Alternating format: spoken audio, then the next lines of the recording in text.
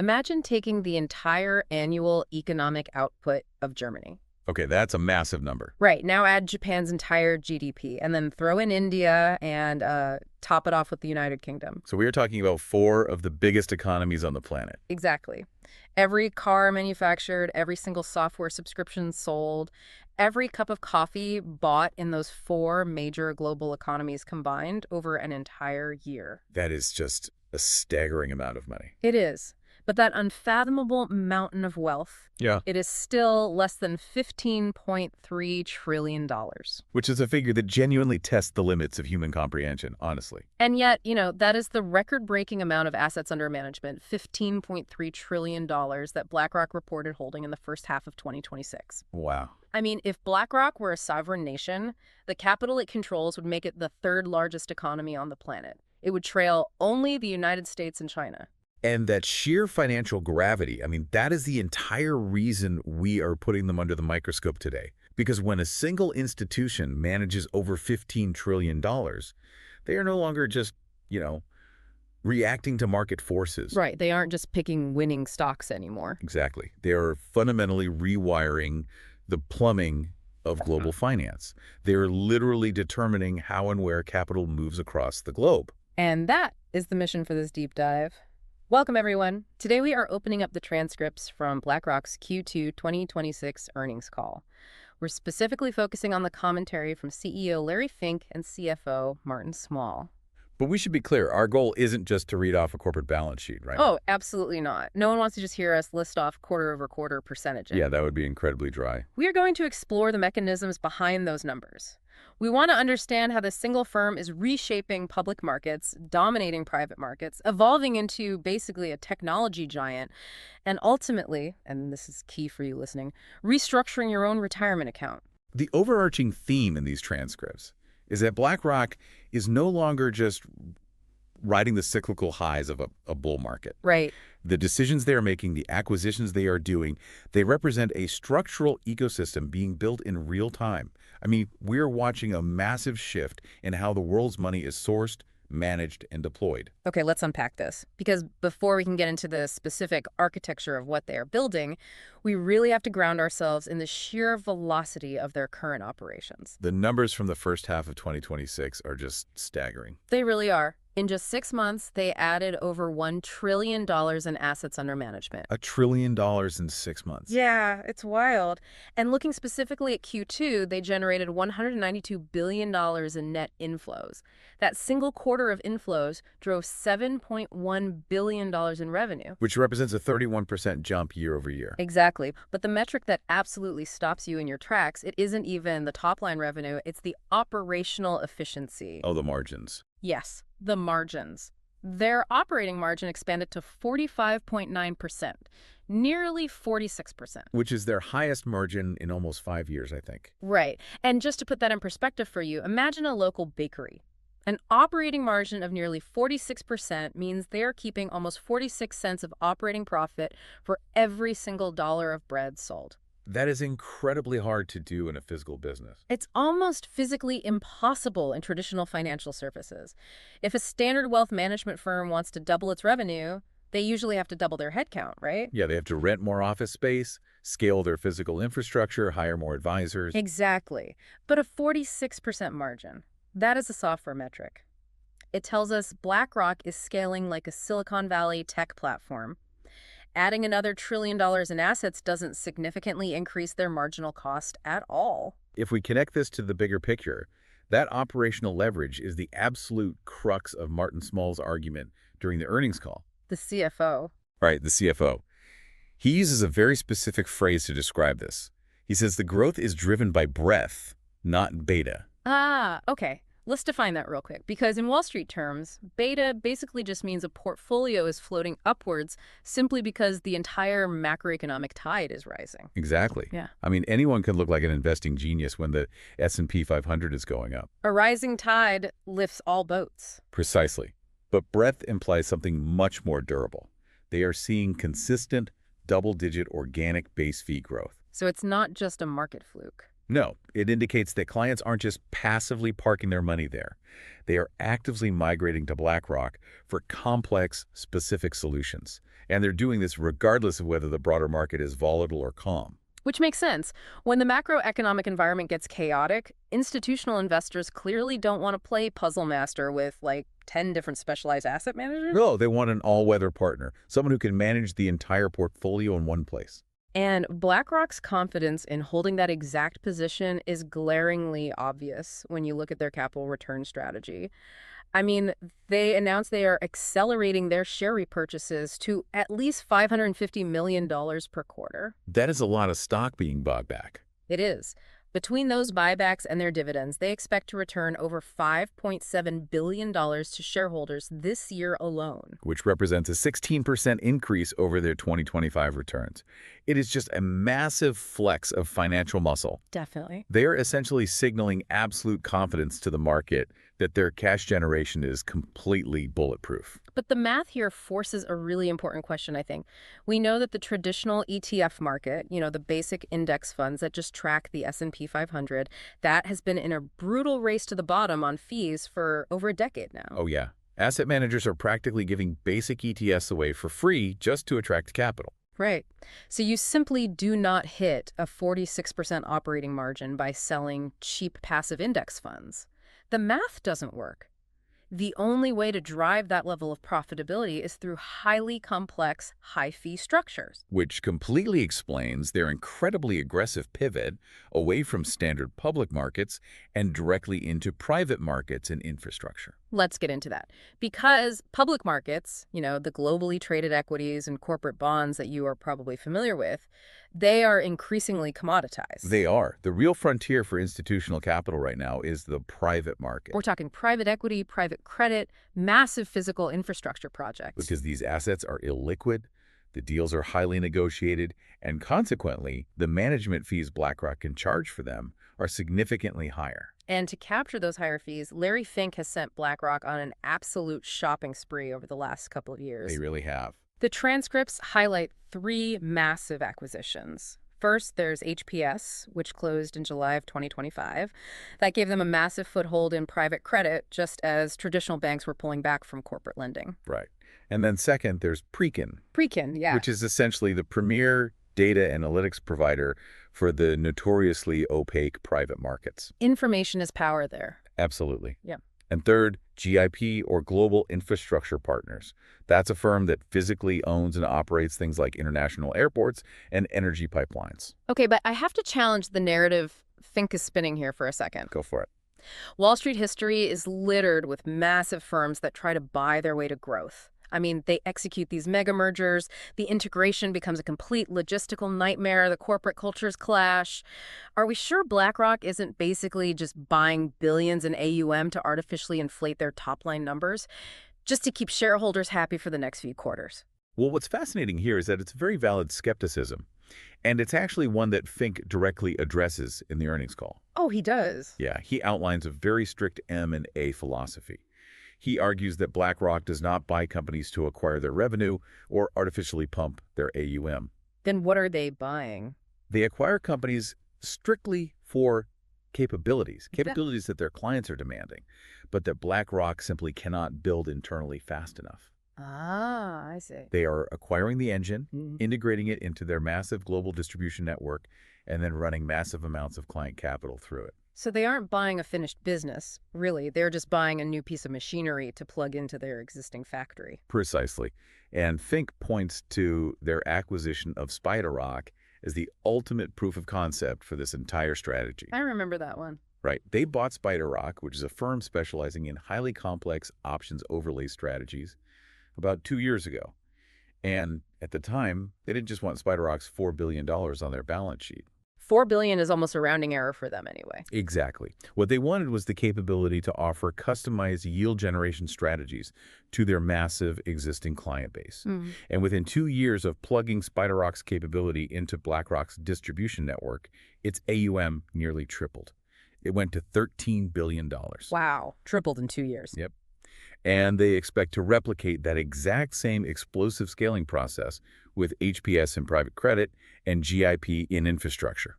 And they apply a specific mechanism to drive that scale in the private markets, which the transcripts refer to as the BlackRock The flywheel. flywheel, yeah. Now, a lot of investment firms talk about a flywheel, raising capital, deploying it, returning it. It's a buzzword. But at BlackRock's scale, the mechanism is uniquely powerful. Because they manage so much capital, they get the first look at the most lucrative private deals. Right. They are at the top of the list for everyone. And because they have the best data, which is now supercharged by acquiring Preqin, they can price that risk better than anyone else. That allows them to generate better returns, which of course attracts even more capital from clients, which then gives them even more leverage to negotiate the next deal. The flywheel literally accelerates itself, and the Q2 call provides a landmark example of this.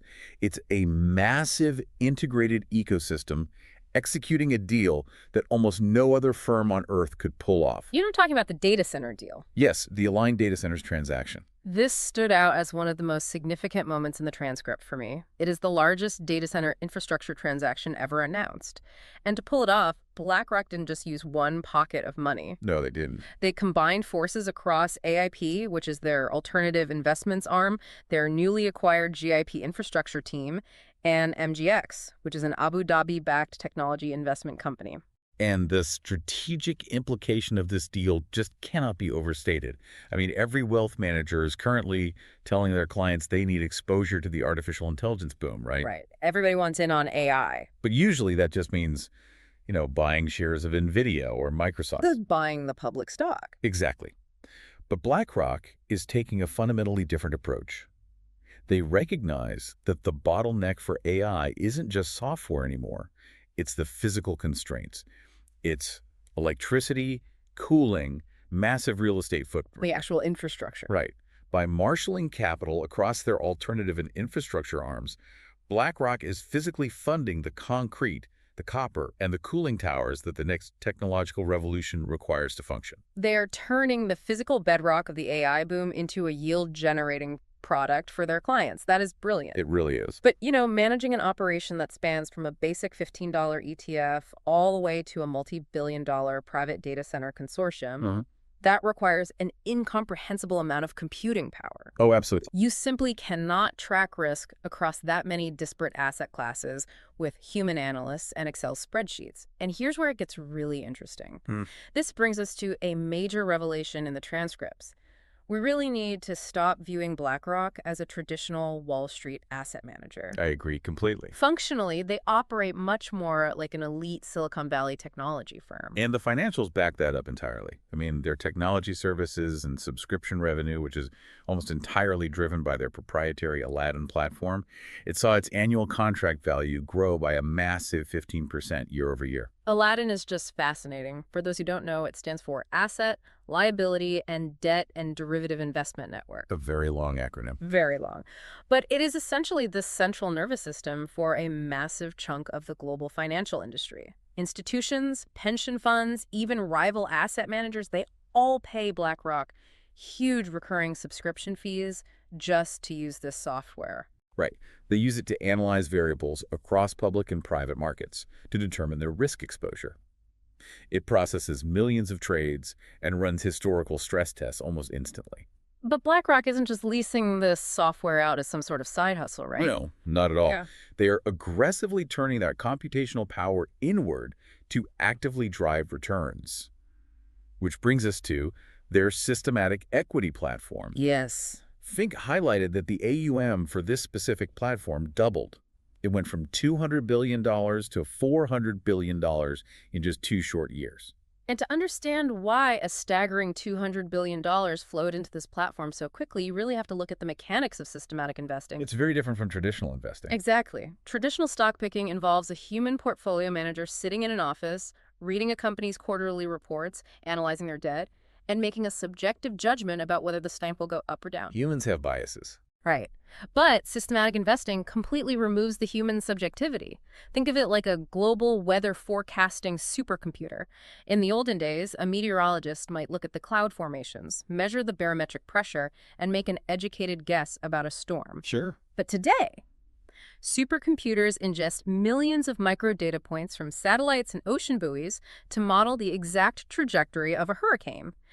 And BlackLock's systematic equity platform is doing exactly that, but for financial markets. It's an AI-driven research engine. Yes, digesting over 1,000 different alpha signals simultaneously. We aren't just talking about reading stock prices here. No, the data is wild. We are talking about the algorithm processing satellite imagery of retail parking lots to predict quarterly sales. It's scraping global credit card transaction data in real time. It's monitoring shipping logistics bottlenecks, analyzing microscopic shifts in interest rates. It's mind-blowing. The AI ingests all of this non-traditional data and dynamically reallocates capital across the portfolio at speeds no human team could ever match. It is the ultimate triumph of pure data processing over human bias. Yeah. And the reason capital is flooding into the platform so fast is because the results speak for themselves. The performance. Right. The transcripts casually note that over 90% of their systematic equity AUM is beating their peers or their respective benchmarks over both 3- and 5-year periods. Wait, 90%? 90%. That is insane. I mean, we all know the statistics showing that the vast majority of highly paid active human fund managers fail to beat a basic S&P 500 index fund over a 5-year horizon. It's very common for active managers to underperform. So beating the benchmark 90% of the time, that is a neon sign in the sky attracting institutional capital. And when you synthesize all of these distinct moves, the private market acquisitions, the data center infrastructure deals, the Aladdin risk management, and the AI-driven systematic trading, a very clear picture emerges of Fink's ultimate strategy here. What is he building? BlackRock is building a unified operating system for wealth managers globally. They provide the proprietary underlying assets through their infrastructure funds and private credit arms. Okay. They provide the technology in Aladdin to manage the risk of those exact assets. And then they provide the AI tools to systematically allocate those assets. Well, it's a closed loop. Exactly. They are no longer just selling investments. They are becoming the end-to-end infrastructure upon which the modern financial world actually operates. Which, frankly, can sound incredibly abstract to the average person listening. I mean, supercomputers parsing thousands of alpha signals, sovereign wealth funds building data centers, unified operating systems. It feels really disconnected from everyday reality. It does feel very high level. So what does this all mean? Let's bring this massive $15.3 trillion behemoth down to earth for a second. How does this architecture actually intersect with your wallet, your long-term savings, and your daily life? Well, it intersects with a concept they heavily emphasize in the call. They call it customization at scale. Customization at scale. Yes. Because historically, if you wanted a hyper-personalized, tax-efficient portfolio one that actively minimized your tax burden while capturing market gains, you needed to be ultra-wealthy. You needed a family office. Exactly. You needed a dedicated team of accountants managing your specific tax liabilities every day. But BlackRock is using their technological scale to push that elite capability down to the everyday retail investor. Yes, through their Aperio platform. Right. The transcripts highlight the explosive growth of Aperio, which provides tax-aware direct indexing. Aperio is now approaching $200 billion in AUM. It has literally quadrupled its size in just 5 years. And the mechanics of direct indexing are just brilliant. Can you explain how it works? Sure. So instead of an investor buying one single mutual fund that holds 500 different stocks, where you're basically stuck with whatever tax implications the fund generates as a whole, Aperio's algorithm individually purchases all 500 stocks directly in your personal account. Oh, I see. So you hold the individual shares. Right. And then, when a market fluctuates, the algorithm automatically identifies the individual stocks that have lost value and sells them to harvest the tax loss. Which offsets your capital gains elsewhere. Exactly. While keeping the winners, it is continuously optimizing your personal tax situation in real time, and it's completely automated by software. It's taking a strategy that used to require a team of CPAs and turning it into an automated software feature for you, the retail investor. That's incredible. It really is. Another massive area where they are impacting the everyday listener is retirement. Fink specifically focuses on the momentum of their LifePath Paycheck product.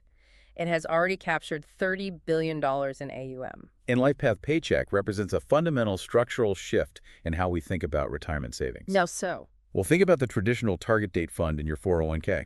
It's pretty simple, right? Yeah. It starts heavily invested in stocks when you are young, and it slowly shifts your money into safer bonds as you approach retirement. Right, standard glide path. But LifePath Paycheck completely overruns that old model. It injects the high-yield private market investments we discussed earlier into the growth phase. Oh, so every day people get access to private markets. Yes. And crucially, it integrates guaranteed income annuities into the payout phase. It is specifically engineered to solve the single biggest psychological fear investors have, outliving their money. Wow. It is essentially trying to turn a modern, self-funded 401k into something that provides the safety and predictability of a traditional corporate pension. And they're leveraging BlackRock's scale across every asset class to make the math work. Exactly. And speaking of giving the public access to institutional tools, there was one specific detail on the Q2 call that really stood out as a massive signal of where the industry is heading. Later this year, BlackRock is officially partnering with the U.S. Treasury's Treasury Direct program. Which is huge. Treasury Direct is the official government portal where everyday citizens can purchase government debt, like savings bonds or treasury bills, directly from the U.S. government without having to go through a broker. And soon, 2 of BlackRock's iShares ETFs will be available for purchase directly through that government platform. Fink frames this move around a broader societal philosophy he has championed for years. He says the ultimate goal of the financial industry should be to help more everyday people grow with their country by making capital markets as accessible as possible. This raises an important question, though. The democratization of finance is generally a very positive trend. But this specific partnership raises a fascinating question about the mechanics of the future market. What do you mean? Opening up capital markets to everyday citizens via official government platforms is undoubtedly a massive win for financial access. It puts institutional-grade wealth-building tools into the hands of the public. Right, which is good. However, we have to look at the structural reality of what it does for BlackRock. Every investor they connect to the markets through a government portal, every customized Aperio account they open, and every LifePath 401k they manage. It creates a direct pipeline of capital flowing straight into their ecosystem. I see. They are successfully democratizing access, yes. But in doing so, they are centralizing the flow of that democratized capital through their own toll booths. It continuously expands the pool of capital they manage, which feeds back into the flywheel we talked about. Which gives them more leverage to build bigger data centers, buy more infrastructure, and develop better AI. Exactly. It feeds itself. So if we look back at the journey we've taken through these transcripts today, we started by staring up at a mountain of $15.3 trillion, trying to comprehend an operating margin of nearly 46% that honestly behaves more like a software monopoly than a traditional asset manager. Right. And we examined how they are utilizing that staggering scale to pivot aggressively into private markets, utilizing acquisitions like HPS and GIP, not just for revenue, but to acquire the capabilities necessary to physically build the infrastructure of the AI revolution. We looked under the hood at the Aladdin network and the systematic equity platforms that are processing thousands of alpha signals to strip human bias out of investing and beating market benchmarks at a 90% rate. Which is still just wild to think about. It really is. And finally, we saw how that immense computational power in private market access is being condensed, bundled, and delivered directly into your highly customized, tax-optimized retirement account. It is a breathtaking evolution of a single corporate entity. But it leaves us with a critical structural question to ponder as we step back from the analysis today. Let's hear it. The trajectory of these earnings calls points toward a very specific future. If BlackRock's Aladdin risk technology, their private market infrastructure, and their customized retail algorithms become the absolute gold standard for everyone, from the largest sovereign wealth funds on the planet down to the individual retail investor buying an ETF on a government website, what happens when one single firm's operating system becomes so universally adopted that it ceases to be a product and essentially becomes the foundational infrastructure of global capitalism itself? That is the defining question of this financial era, isn't it? When does a company stop being a participant operating within the market and start becoming the market itself? Something for you all to think about. We want to thank you for joining us on this deep dive into the transcripts and the forces quietly shaping the financial world. Until next time, keep questioning the invisible architecture operating all around you.